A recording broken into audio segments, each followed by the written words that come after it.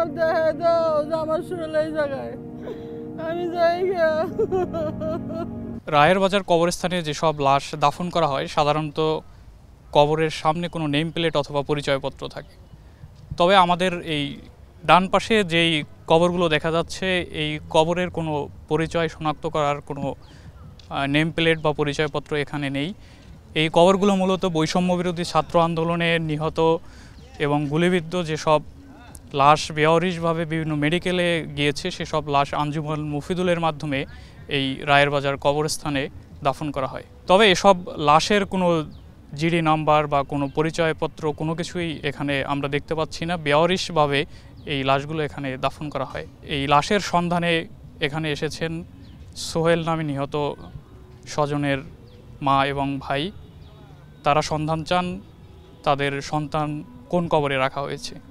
গত 18 জুলাই যাত্রাবাড়ির কাজলায় গুলিবিদ্ধ হয়ে নিহত হন সোহেল রানা।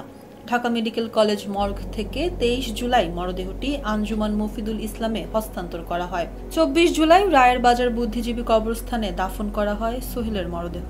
তবে আন্দোলনে নিহতদের অজ্ঞাত পরিচয়ে যেখানে দাফন করা হয়েছে সেখানে সারি সারি কবরের মধ্যে প্রতিটি কবরের আলাদা কোনো তথ্য না থাকায় পরিচয় শনাক্তের পরও দেহাবশেষ নিতে পারছেন না স্বজনরা। আমার এই ছিল আমার জানের টুকরা, শ্বশুর বাড়িতে গেল 3 দিনের বেশি থাকে নাই। এই ছিল আমার কোনোখানে থাকে নাই, যত রাইত হচ্ছে যত ভেঙে চুরে এসে পড়ছে আমার কাছে।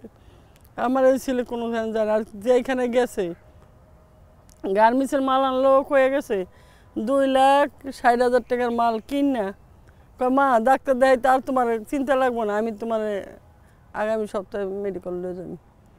মনে করো এই গাড়ির গাড়িটি ভরাই রইলো, দোকানে ভরাই রইলো, ওই ঘর থেকে বাইরে গেল।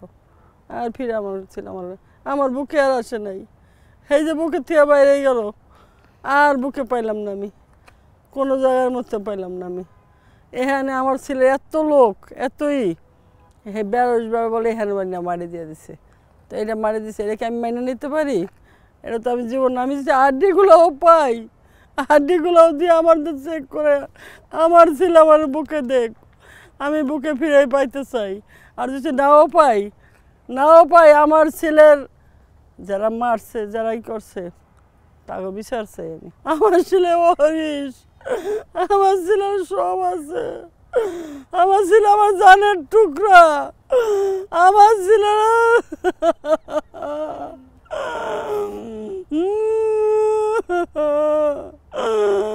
আমার ভাইয়ের কবরটা কোনটা এটাও জানতে পারলাম না। লাশ তো দূরের কথা, আমার ভাইয়ের কবরটা কোনটা এটাও আমি জানতে পারলাম না। এটা তো মানা যায় না।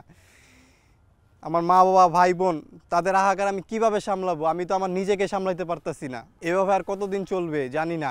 আমার ভাইয়ের কি বিচার পাবো না? এত কবর এইগুলা কি সবই বেয়ারিশ? এখানে কেউ বেয়ারিশ না, একটা কবরও বেয়ারিশ না। সবার ফ্যামিলি আছে, কারো ফ্যামিলি খুঁজতেছে। গত 2 মাসে ঢাকার রায়ের বাজার কবরস্থানে বেওয়ারিশ হিসেবে দাফন করা হয়েছে 115 জনের মরদেহ। জুলাই মাসে 81টি এবং আগস্ট মাসে 33টি মরদেহ দাফন করা হয়। বেওয়ারিশ হিসেবে আঞ্জুমান মফিদুল ইসলামের মাধ্যমে দাফন হওয়া এসব মরদেহ মূলত বৈষম্য বিরোধী ছাত্র আন্দোলনে নিহত। আঞ্জুমানের মারফতে যেই বডিগুলি আসে এটাই হলো বেওয়ারিশ। রাস্তায় মরুক, পানিতে মরুক, গুলি খেয়ে মরুক, তারা ফরেন্সিক প্রত্যয়নপত্র সহ আমাদের কাছে নিয়ে আসে। আমরা এটারে সিরিয়ালে দাপন দিয়ে রাখি। নম্বর প্লেট এটা গভর্নমেন্ট যদি 40,000 নাম্বার দিব, মাত্র 10,000 বসছে, আরও 30,000 বসতেছে। আঞ্জুমানে সব জায়গায় যদি বসায়া দেয়, হ্যাঁ একটা একটা কইরা এটা গভর্নমেন্ট বসায়া দিব। ওইটাতে তো মনে করেন কারণ নাম মিন্স করা যাবে না, আমরা তো অজ্ঞাতনামা বডি মাটি দেই। যেসব মরদেহ এখানে দাফন করা হয়েছে সেগুলোর প্রত্যেকেরই নির্দিষ্ট জিডি নম্বর, ছবি, কোথা থেকে মরদেহ সংগ্রহ করা হয়েছে এমন সব সুনির্দিষ্ট তথ্য থাকলেও দাফন সম্পন্নের পর কবরের সামনে কোনো ধরনের শনাক্তকরণ নম্বর প্লেট বা তথ্য সম্বলিত কোনো এপিটাফ নেই। ফলে মরদেহের ছবি দেখে কাউকে শনাক্ত করা গেলেও শতাধিক কবরের মধ্যে ঠিক কোন কবরটি শনাক্ত করা মরদেহের কবর তা নিয়ে তৈরি হয়েছে ধূম্রজাল।